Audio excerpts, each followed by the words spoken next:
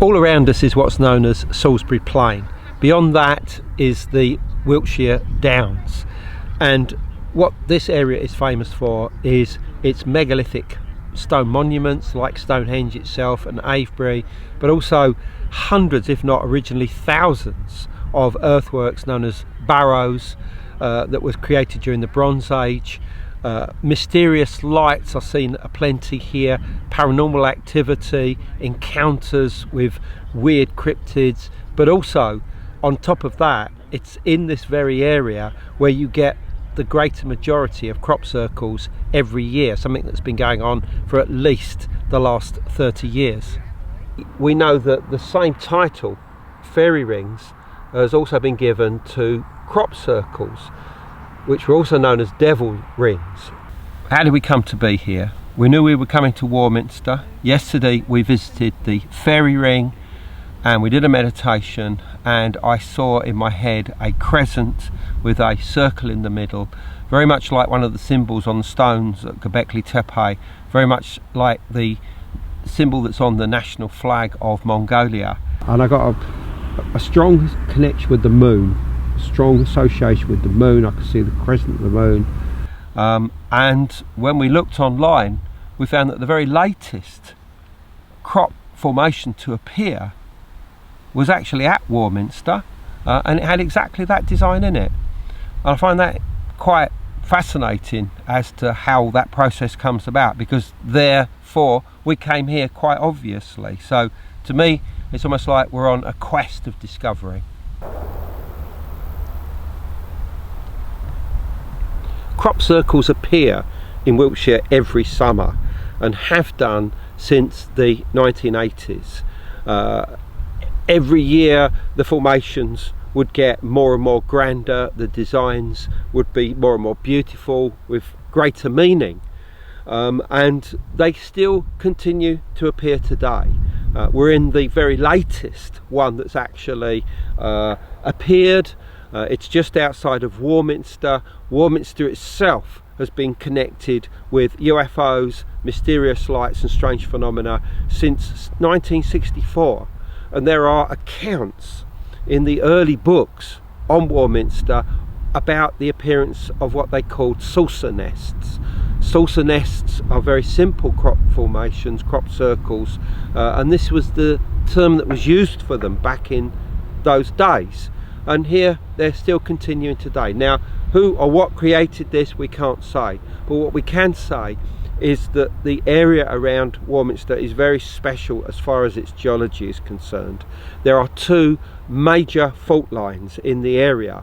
So Wiltshire is the centre of the world for crop circles. You know, there's so many have been reported here over decades of time, but these actually go back potentially hundreds of years, and to me it's a genuine phenomena when you start going back in time far enough.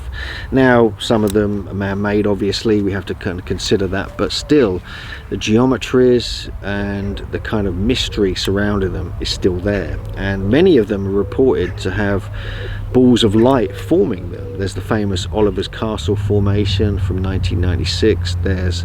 I've actually personally filmed balls of light moving across crop circles with my drone after they've been made, obviously. And so what can explain these? What can explain these eyewitness accounts of all these strange lights being associated with crop circles, and they appear to move in an intelligent way? Now nowadays it's hard to gauge which ones are man-made, which ones are kind of mysterious origin, if any, but I think we need to if you go back in time and look at the phenomenon from that perspective, you have to kind of understand that, much like we find with these ancient sites, these strange lights, these will-o'-the-wisps, is it the same phenomenon involved in the crop circles? And what we find is that within the main crescent that surrounds the inner circles is that you have the crop at 90 degrees to the actual imagined flow of that crescent. Here they're pointing in this direction, and then right next to it, the next batch, the next section, the crop is pointing 180 degrees in the opposite direction, and this pattern continues all the way through. around the whole of the entire crescent. And this is really interesting because visually it means that when you look down on it from above, it has this almost like this weave that is very impressive, very beautiful, and makes the formation even more impressive. You do get aquifers under some crop circles, it has been recorded. Some people suggest that the shaping of them and the placement of them attracts the water, like some people suggest with stone circles. But usually they're in chalky areas, so you get a lot of underground water occurring there anyway, because this whole area of Wiltshire is a very chalky kind of area, and so you get this. And some people have suggested this is linked with the earth energies as well, like Glenn Broughton and others. So yeah, there's a lot going on when it comes to modern sacred sites, if you like crop circles, and ancient megalithic sites like Stonehenge or Avebury. Crop circles are often placed above aquifers, just like most megalithic sites in Wiltshire. The geology of this area creates powerful energy vortices.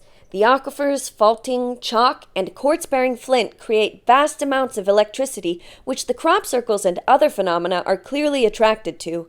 Wiltshire is highly paranormally active, just like other energy vortices around the world, and Warminster itself is a renowned UFO hotspot.